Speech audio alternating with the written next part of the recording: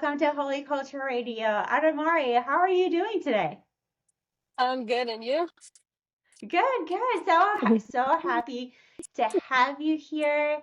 Let me tell you, girl, that I am on the back end of Holy Culture, so I make sure that we get the latest news up. And so I see every time a new artist pops up and I see your name, I feel like every other day. And I'm like, man, this girl is a music making machine. I was like, I feel like you're always putting out music, you're always out there doing your thing. For artists that don't know who you are, can you tell us how you came to Christ? So I was always, I guess, kind of around like the Christian space, but I kind of strayed away, I guess, in high school. Um, and well, I still said I believed in God and I was Christian and everything, and but my actions said otherwise, and so I kind of had to re I had to have like I guess quite a few bad experiences and then realize that um despite all that, God was still protecting me, and um like I just saw like his like divine hand over everything, and at some point I decided to, well, I was making a lot of bad decisions, and my mom kind of was like, you need to go to this camp uh where like they kind of tell you like what things to cut from your past or from your ancestors. And so when I went there, I kind of was like, well, yeah, I do kind of do need that. And so I think when my heart opened up to that, I started changing like over time. And it's still been like I guess we could say a process like that. I'm still like kind of cutting ties and stuff. Because if we're being honest, it's always a process. Uh, Absolutely. like this walk isn't like oh, at 20 you should have it all figured out and you're done, you know? Like it's like you're constantly finding out new things, new ways to cope with different issues in life. And so I think that um just then is when I kind of maybe I was about 18 was when that happened. So then after that I kind of started backsliding again, and then I really got focused actually when I left a church. And so um then after that, it was kind of like that moment where I started really focusing and kind of locking in, which is kind of where we even see the growth in my music.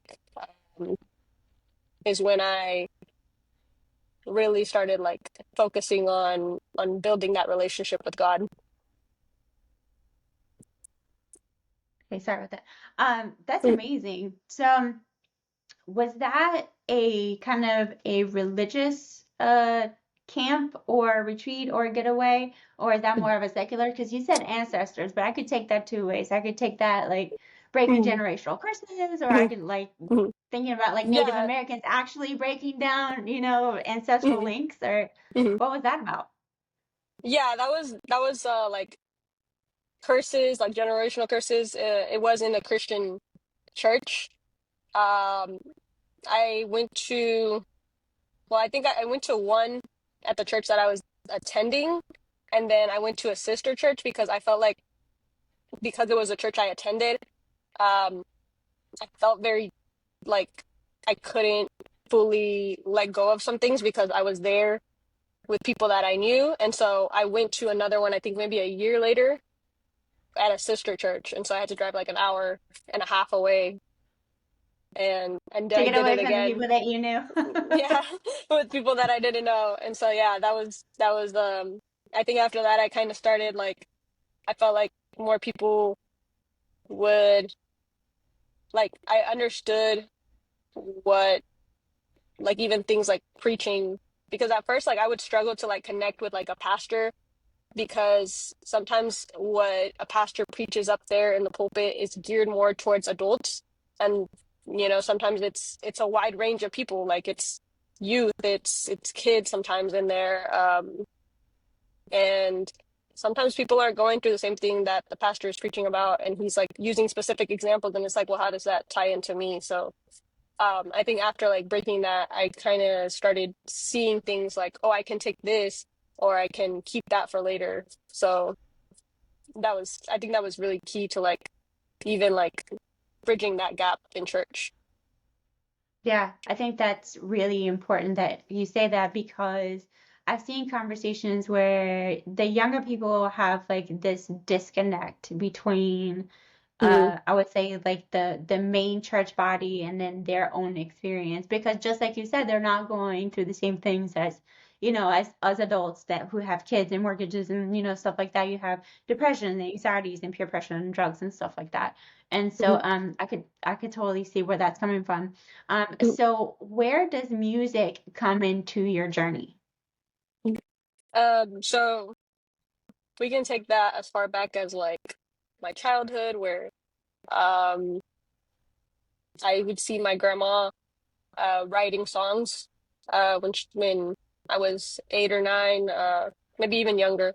She would babysit me or take care of me because my mom was a single mom and she worked a lot. So uh, I was at my grandma's house the majority of the time after school during the summers, and so I would hear her and I would hear her sing and I would see her write songs, and um, I had kind of made like a, I guess, a promise to God where it was kind of like, God, if you ever give me a song, I'll release it, because my grandma always, well, she got discouraged by, I guess, people's criticism, or I'm not really sure like the whole basis around it. I didn't hear it, I didn't see it, so but from what I've heard, someone kind of made fun of her for how she sounded singing, and so um I was kind of like, oh well, like I think she has a good voice. Like, who says God can't use her? Like, as at least as a songwriter, like, and that was an idea that my mom gave her, like, oh, well, why don't you find a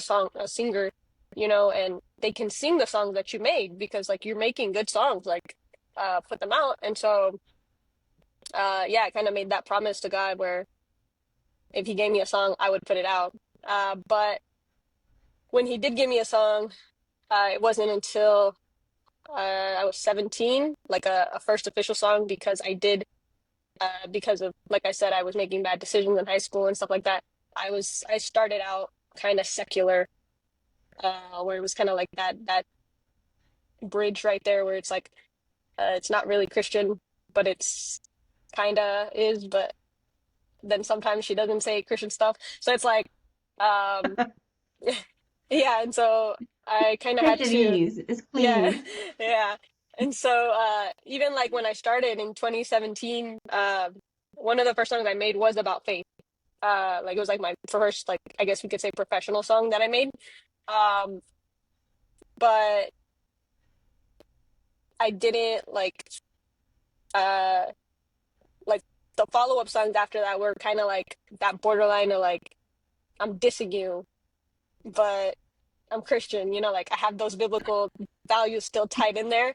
And so it took me a while, kept going, and then finally in about, I think, like middle of 2020, you're locked in, COVID and stuff was still going on and stuff, and I woke up in the middle of the night and God kind of just told me, like, this is the music that I want you to make. Like, is music for those people who don't feel they have a place in the world, especially as Christians, like, um those who feel lost, those who feel like kind of just stuck in a place where they can't get out of, or they don't feel understood. And so that's when I dropped Ocean's Remix. And after that, I just kind of tried to find a sound from there that really stuck. And from there, then I just kind of kept going. And then in 2022, top of January, um, well, God had told me the year before to change my artist name, which was Long Live Adamariz before. And so then I shortened it to Adamariz. And it was at that moment where I started seeing growth, like number wise, and even people noticing me, people taking uh, just seeing what I could do. And then I saw the real growth artistically as well, like in the sound. I started finding more of my sound and started seeing more of what God wanted me to do in that area. That's a really great trajectory that you had going there. So tell Mhm. me so you come from a Hispanic background? Mhm. Or okay, so what did your mom think when you were like, "Hey, I'm gonna rap and I'm gonna rap for Jesus." Tell me what that conversation was like. So I think uh, she's always been kind of like, okay, you can make music, but you have to understand that um,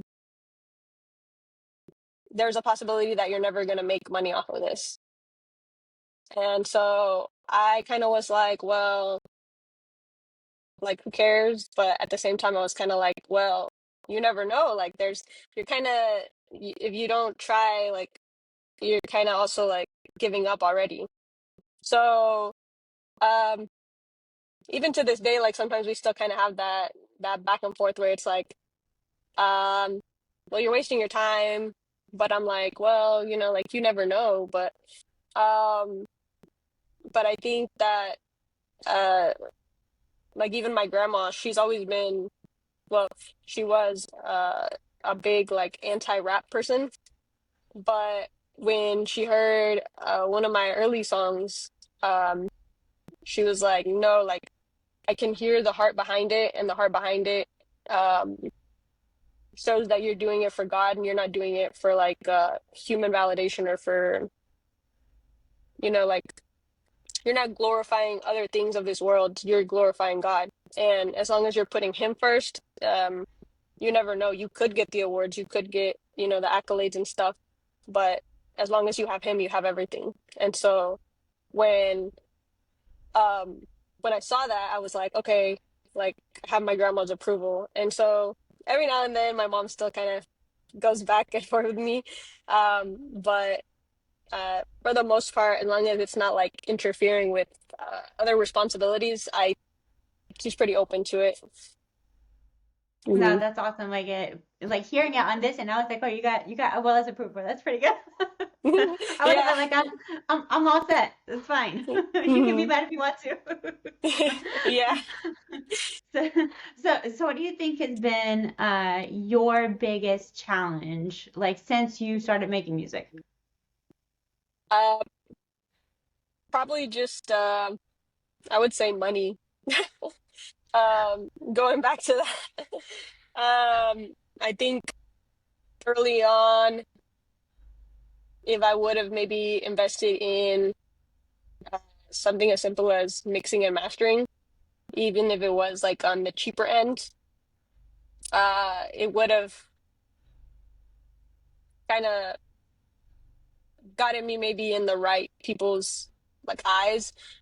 Just because it's like when you start taking your craft seriously, um, people notice. Like it's like a hard to miss kind of thing. Like, oh, they got a good graphic design on it. They have a good, maybe it's not the best mix, but it's a mix that's not, you can tell it's not made on a phone or on they just kind of toss it together, and um, people take notice of things like that. And so I think my graphics were never bad, but I've always had kind of like an artistic eye. So even if I never invested money, I knew how to do things with what I had. But mixing and mastering, I was still learning when I first started out, and uh, even now, like it's still kind of a thing for me where I struggle with mixing and mastering for myself, but I can do it for other people. Like I can, I mix for a church sometimes, and so I tend to become a little more judgmental about myself, and so I start beating myself up instead of like focusing on the mix. I'm just like, what did I do? Like, and then I just end up adding too much of something, and then it's all over the place. And so that's also a big struggle I feel like for me is like I could save money in that aspect, but I also could invest that money into getting at least a quality mix, and at least then like people will be like, oh, like the audio is good, the sound is good, like that's set, you know? And so I think that money, tying back into that, money is definitely a big factor because even for like things like we could say graphics, music videos, what's the other thing I was gonna say? The There's one more thing. Oh, like promotion.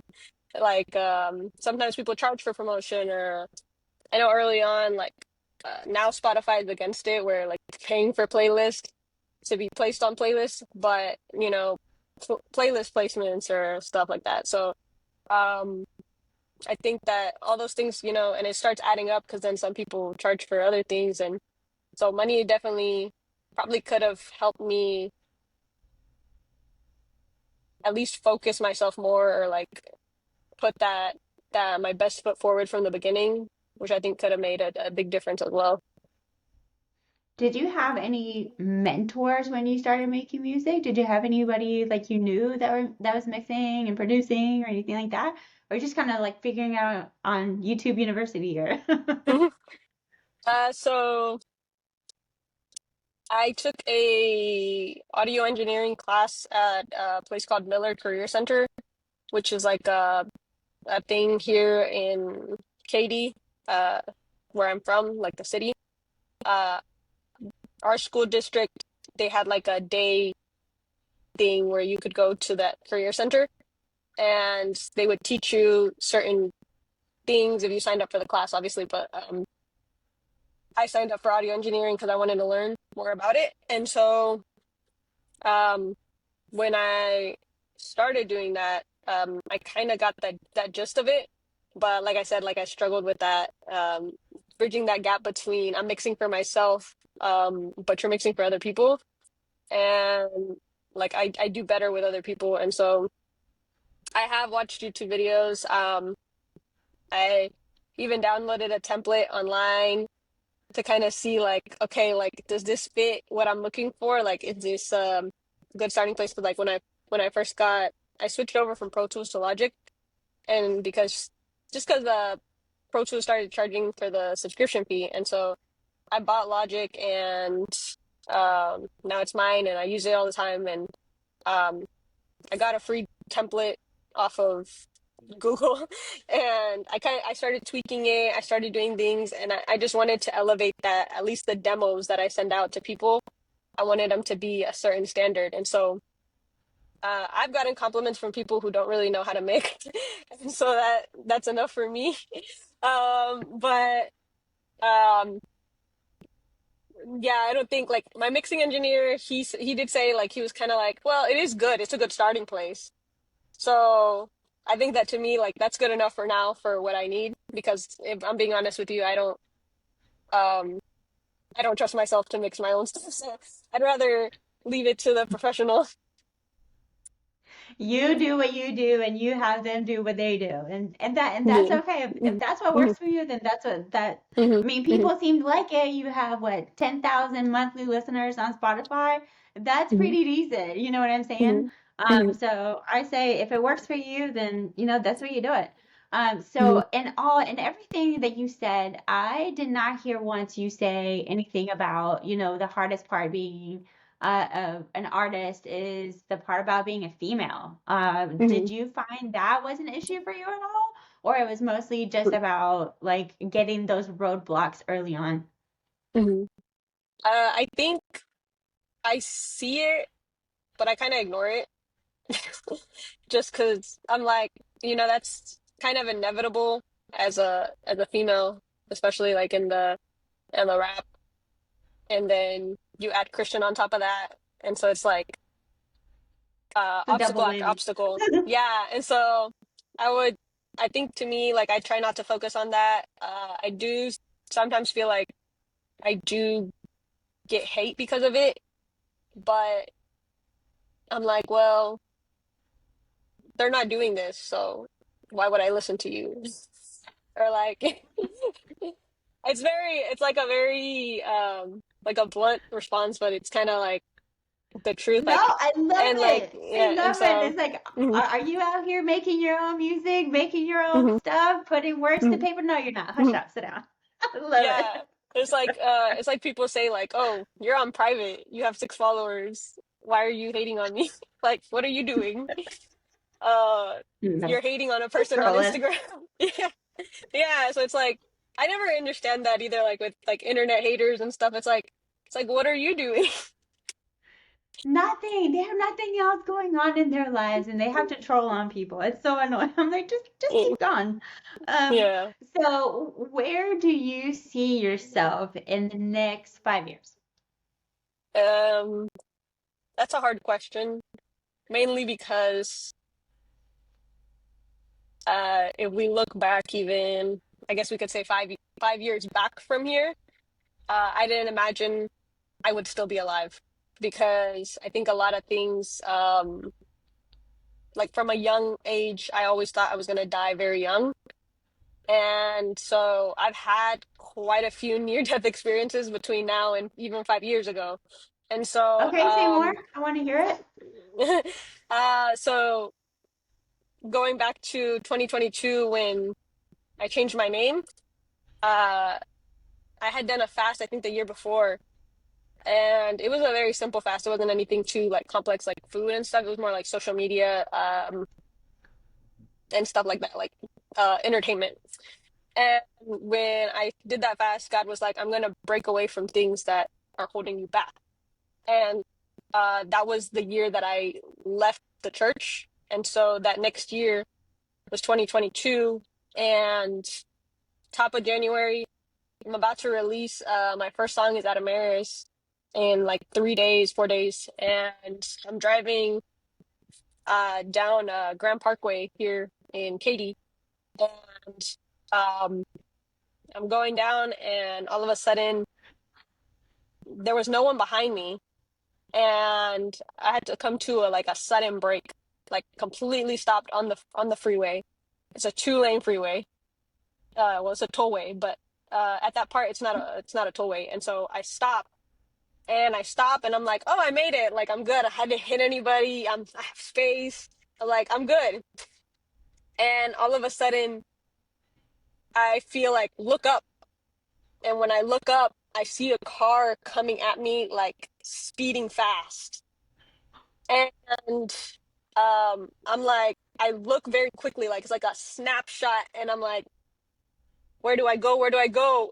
And when I look up again, the car's already like this close. Oh, Um,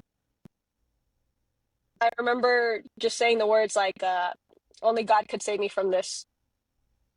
And next thing you know, I black out. I spin off the road. I somehow barely hit a car. I didn't even feel the impact of any of this. The car hit me. I I somehow made it in between the two cars, like, and I hit like the front of the car. I guess going that way. And as I'm going off of at the time it was grass. Now they're expanding the freeway, but I start going that way, and I start going towards oncoming traffic on the other side, and I'm still like blacked out, and all of a sudden I hear 3 times, "Open your eyes, open your eyes, open your eyes," and the third time it was more like a scream, like a jolting scream, and the first 2 times I said, "No, God, I don't want to." I don't want to see I it was like, coming. "No, I'm fine. You can take me." And I open my eyes the third time and I realize I'm going directly towards oncoming traffic. Like I'm about to go towards them. And so I grab the steering wheel and I kind of yank it gently enough to like get back on the grass.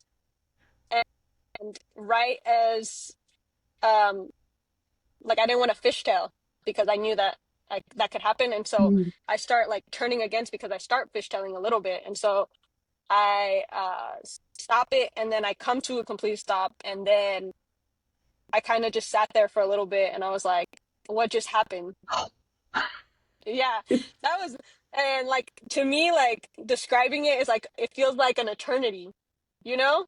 like Yeah. describing every detail. Oh But it my was a shoot. matter of like seconds, all of Oh it. wow. Like it was literally Oh, seconds. Like there's a 30-second clip of all of this basically oh my from gosh. That's the crazy. from a guy who had literally just gotten his what's it called, the camera in the car, Yeah, dash yeah, yeah. cam. Yeah, and so That's right. he had just gotten his dash cam installed and he's driving. He just got on the freeway and he caught all of it on video. Oh my gosh. Oh my gosh, Uh-huh. that's wild. So Yes, so and Jesus, you so were like, okay, I'm dead. Jesus, I'll see you in 5 minutes. Like yeah, and like and if I'm being very honest with you, I don't know if I would have gone to heaven at that point because it was like how how just was I really living at that moment? Like had I forgiven everyone? You know, like was I in good standing? You know, like I didn't think about all those things, but when I thought about it like later, I was like, well, you know, there was this issue that I kind of left. You know, there was this person that maybe I hadn't forgiven. And so oh, I think that God uh, protected me for a reason, but he also, it was a wake up call to me that life is fragile. And then that I did need to let go of some things.